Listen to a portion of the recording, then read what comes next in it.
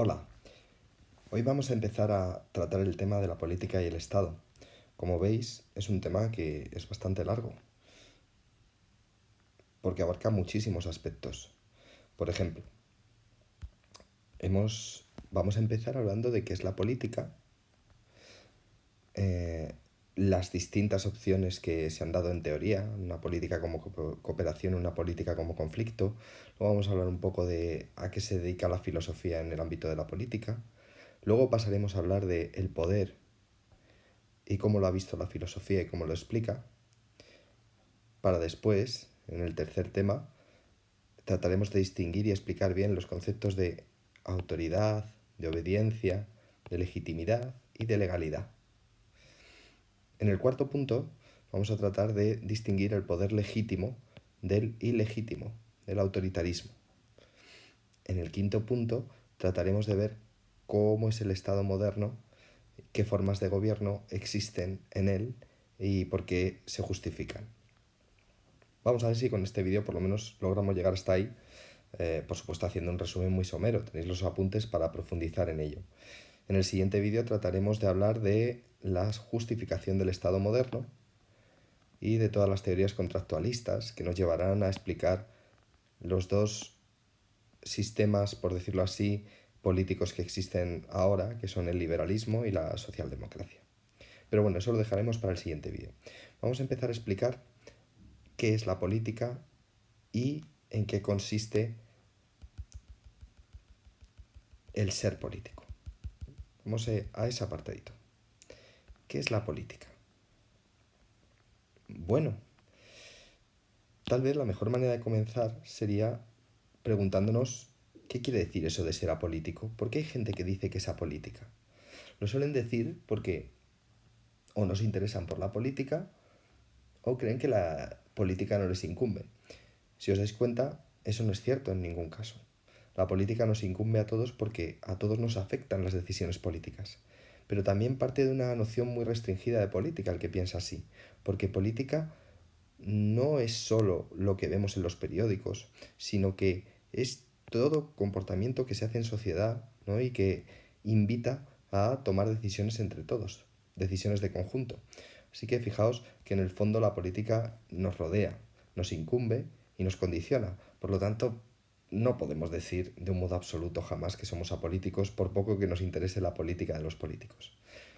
Pues ya sabiendo que a todos nos interesa la política, podríamos intentar alguna de las definiciones, ¿no? Que se han visto a lo largo de la historia. Por ejemplo, aquí tenéis una. Ya sabéis que política viene de polis, que era la ciudad que se autogobernaba, eran pequeñas ciudades de los griegos que se autogobernaban, y por eso muchas veces se traduce el término de polis como ciudad-estado.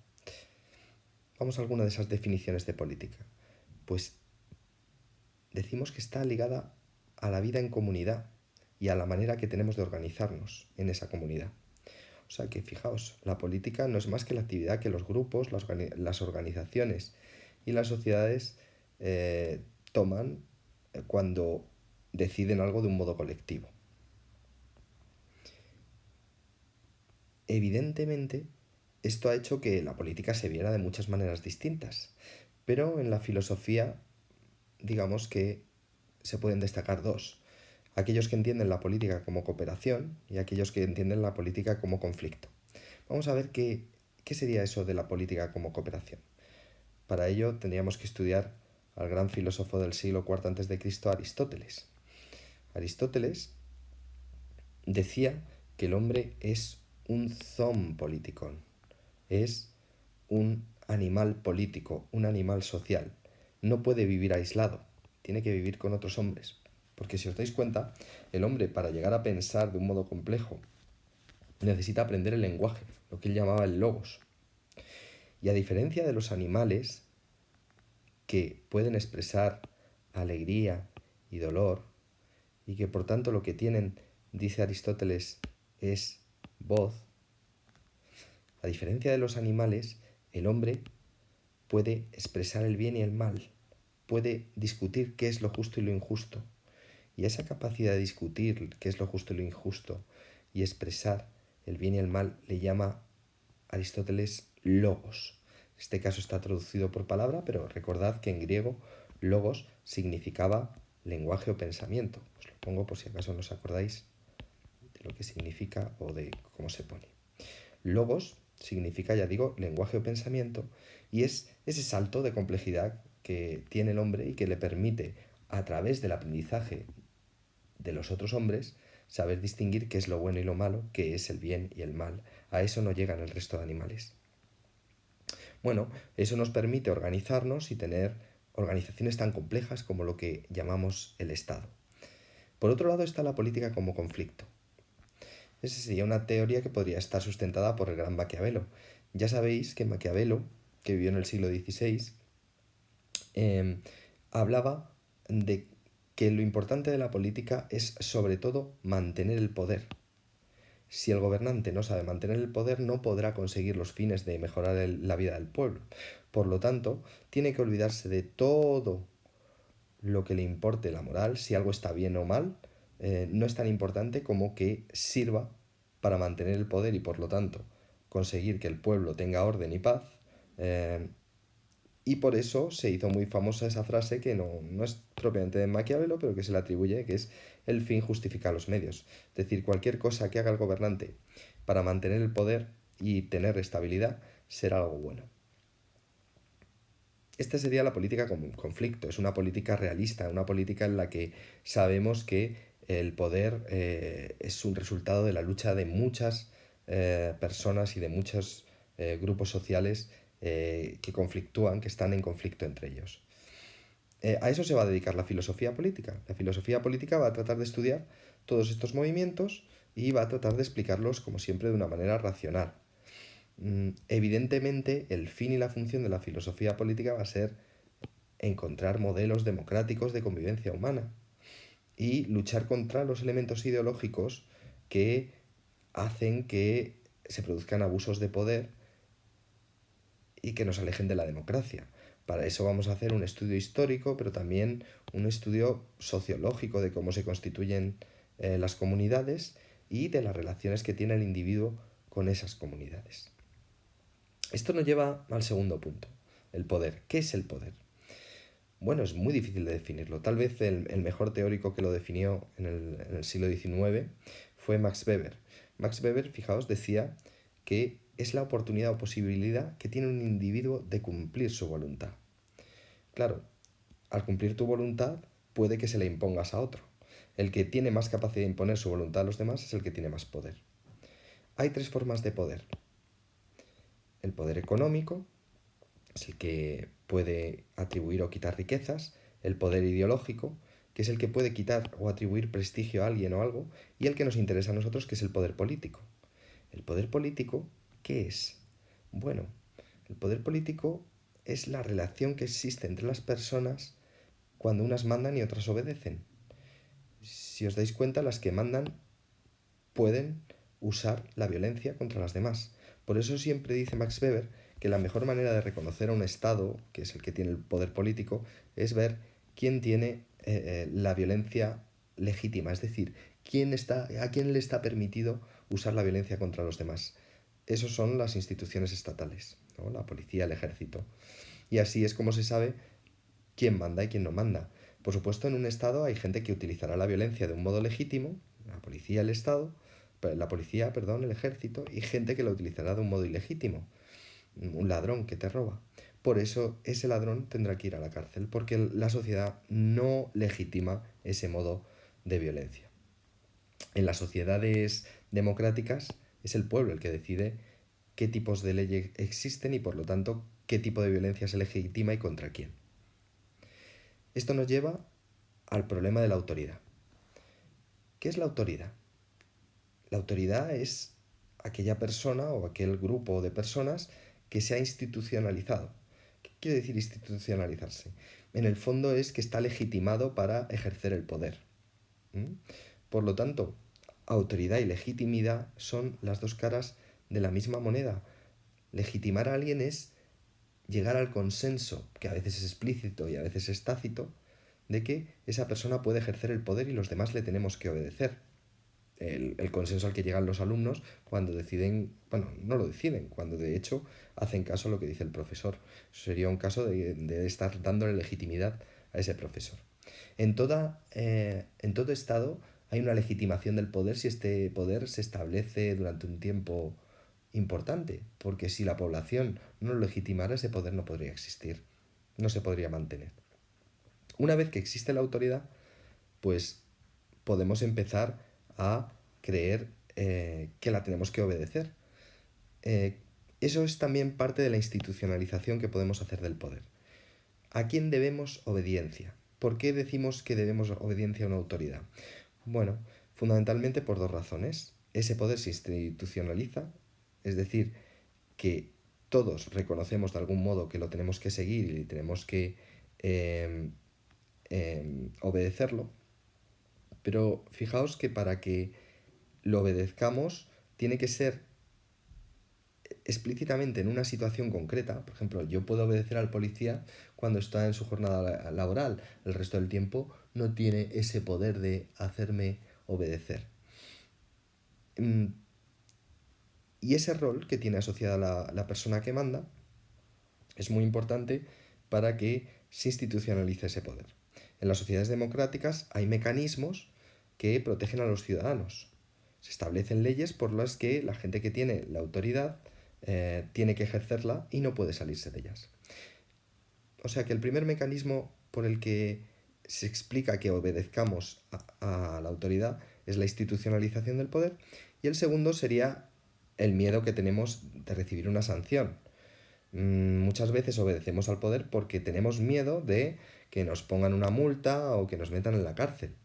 En las sociedades democráticas todos obedecemos al poder, pero aquel que no obedece a la autoridad pues o recibirá una sanción o evidentemente podrá ser amonestado por lo que ha hecho. Con esto podemos profundizar un poco más en el concepto de legitimidad. Max Weber dijo que en las sociedades políticas se habían establecido tres tipos de legitimidades. La primera de ellas era la legitimidad tradicional. La legitimidad tradicional es cuando el poder se transmite por tradición, es decir, desde siempre el poder lo ha tenido este clan, este grupo, esta familia, y nadie se lo ha quitado. A lo mejor la justificación es porque la divinidad se lo ha dado, porque tiene una sangre especial, como pasaba en la Edad Media. Pero el caso es que la legitimidad tradicional se basa en que las cosas siempre han sido así y no hay que cambiarlas. Evidentemente, esto es una manera de legitimar regímenes autoritarios. Ponemos aquí el ejemplo de los faraones de Egipto, pero valdría también para las monarquías hereditarias. Fijaos cómo lo dice Max Weber. La legitimidad tradicional descansa en la creencia cotidiana en la santidad de las tradiciones que rigieron desde lejanos tiempos y en la legitimidad de los señalados por esa tradición para ejercer la autoridad. Es decir, todos lo vemos claro porque ha sido así desde siempre. Luego vendría la legitimidad carismática. La legitimidad carismática es cuando un individuo seduce y moviliza al resto de los ciudadanos. Esto es típico de las dictaduras, ¿no? Cuando Hitler movilizaba a todo su pueblo, o Mussolini, era porque ellos tenían un carisma que hacía que todo eso funcionase alrededor de ellos. Por eso cuando ellos desaparecen, el régimen se cae, ¿no? En este caso vino la Segunda Guerra Mundial y acabó con esos dos regímenes, pero tenemos el caso de Franco, por ejemplo. Cuando muere él, cambia completamente el régimen. ¿Qué dice Max Weber literalmente sobre esta legitimidad carismática? Dice, descansa en la entrega extracotidiana a la santidad, heroísmo o ejemplaridad de una persona y a las ordenaciones por ella creadas o reveladas. Claro, puede ser el héroe al que seguimos, alguien que haya hecho ciertas cosas admirables, y eso le da la legitimidad que nos hace obedecerle. Por último estaría la legitimidad legal o racional.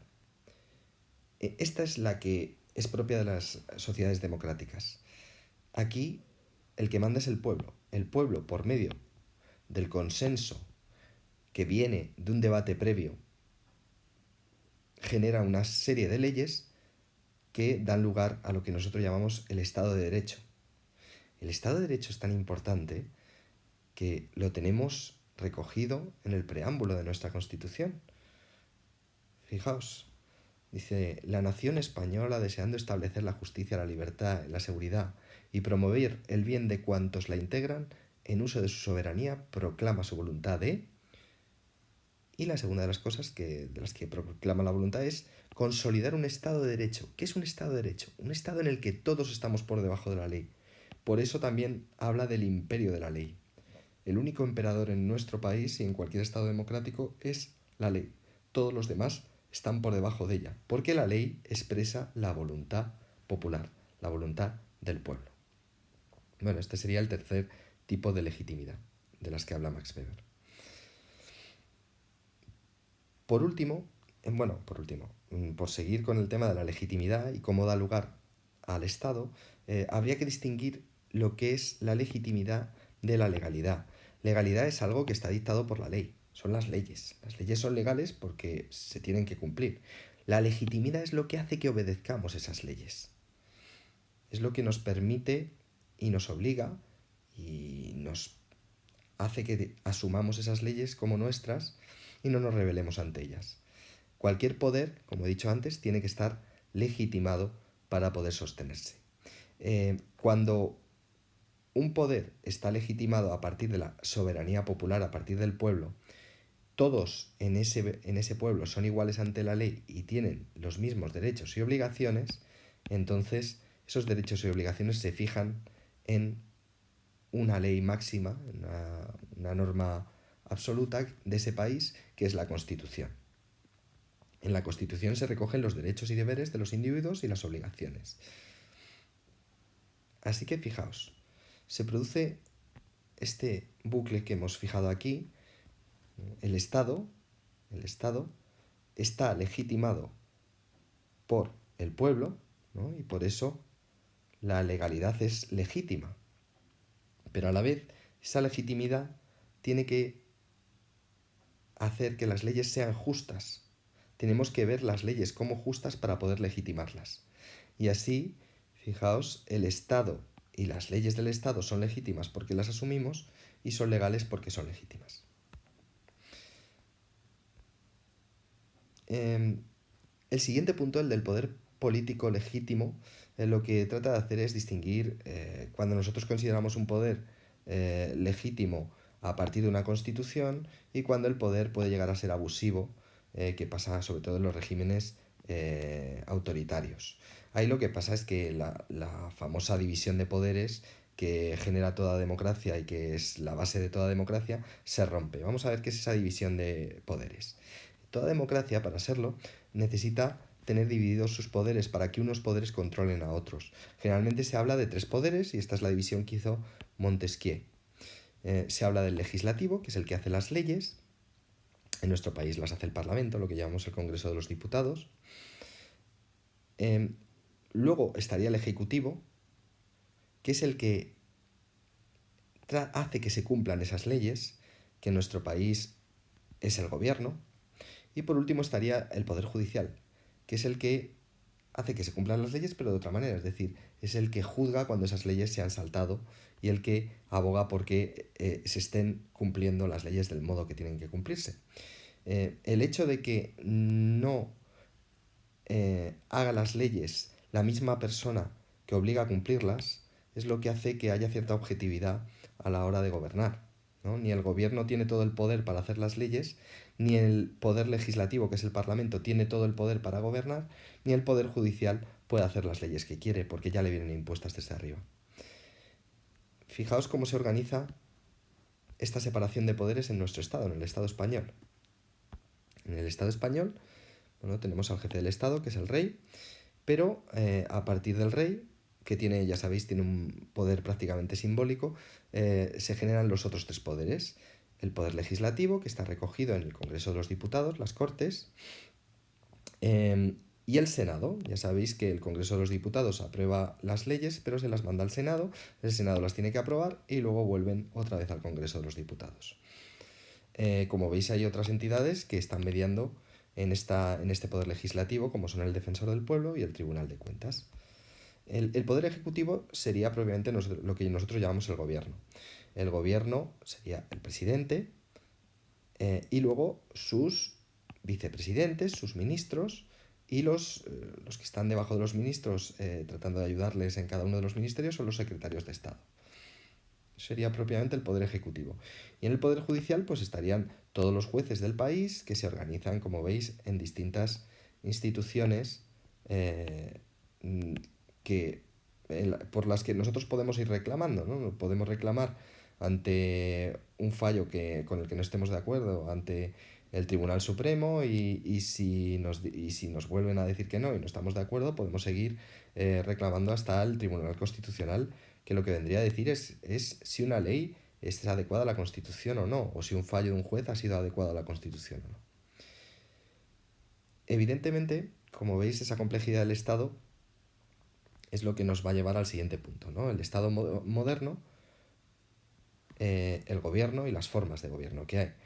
Bueno, ha habido muchas formas de gobierno a lo largo de la historia, pero lo que hace que entendamos como Estado en la actualidad al Estado son estos tres factores, ¿no? El territorio, la población y cómo se ejerce el poder. Vamos a ver qué es un Estado, cómo lo entendemos prácticamente a partir del siglo XVI, que es cuando el poder eclesiástico perdió terreno y se empezó a crear un poder exento de todos los órganos religiosos. Bueno, el Estado sería, en primer lugar, un territorio, estaría ligado a un territorio y por lo tanto tendría unas fronteras. Toda persona que esté dentro de esas fronteras tiene que cumplir las leyes de ese Estado. Por otro lado, es una organización que se administra de una manera concreta y que tiene unas leyes concretas. Además, una manera muy fácil de reconocer al Estado, como hemos dicho antes, es que tiene el monopolio de la violencia. Solo las instituciones del Estado pueden ejercer la violencia hacia el resto de los individuos. Además, el Estado es soberano. Nadie puede mandar por encima del Estado. Es verdad que en la actualidad se están creando organizaciones supraestatales, por ejemplo la Unión Europea, pero si os dais cuenta, esas organizaciones no son más que la conjunción de los estados, y si alguno de los estados se niega a cumplir alguna de las leyes, esa ley no puede salir adelante, ¿no? Por lo tanto, los estados continúan siendo en la actualidad los soberanos. ¿Qué es el gobierno? Bueno, pues el gobierno es el que representa el poder ejecutivo del Estado, como hemos dicho antes, el que hace que se cumplan las leyes. Hay dos tipos de gobiernos. Las autocracias, que es cuando la ley depende de la voluntad de una sola persona, y tenemos como ejemplo las monarquías absolutas del siglo XVI y XVII. Y por otro lado tenemos las dictaduras, en las que un solo hombre también va dictando, nunca mejor dicho, las leyes de ese país. Por otro lado, ante estas autocracias tenemos las democracias. En ellas lo que gobierna es el pueblo, porque la ciudadanía es la encargada de generar las leyes y de hacer que se cumplan por medio del control de los gobernantes. El Estado, evidentemente, tiene que asumir todas las funciones que tengan un interés público. Y como veis, ha habido todo tipo de estados a lo largo de la historia. Los estados fascistas que controlaban al Estado en su beneficio, ¿no? y todo el interés público lo utilizaban en su beneficio. Y las democracias actuales son de dos tipos, que son la democracia social, la socialdemocracia, que es en la que vivimos nosotros en Europa, que trata de utilizar todas esas funciones del Estado en beneficio de los ciudadanos, pero también existe el Estado liberal, que también, por supuesto, gobierna en beneficio de los ciudadanos, pero trata de reducir al mínimo las funciones del Estado y ese mínimo, pues fijaos, no es más que mantener la seguridad interior y exterior y sistemas públicos básicos como la enseñanza y la sanidad. Y no siempre. El mejor ejemplo aquí serían las constituciones y el tipo de Estado que tenemos en los países anglosajones, en Estados Unidos, en Inglaterra. Bueno, lo que vamos a hacer en el siguiente vídeo va a ser explicar mejor cómo surgió el Estado moderno, y para eso vamos a hablar de las teorías contractualistas o teorías del contrato social.